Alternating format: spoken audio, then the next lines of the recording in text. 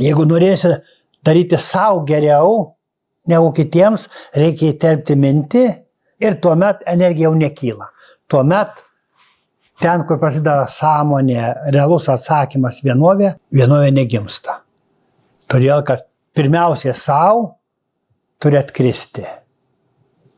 Mes jau darom geriausiai, palaimingiausiai ir tuomet yra ir savo, ir kitiems. Ir tai yra tikras moralinis atsakymas. Kai kuriant laimę savo, besąlygiškai kuri ir kitiems. Ir negali kurti savo turtų, džiaugsmo, laimės, meilės, palaimos, nekuriant kitiems.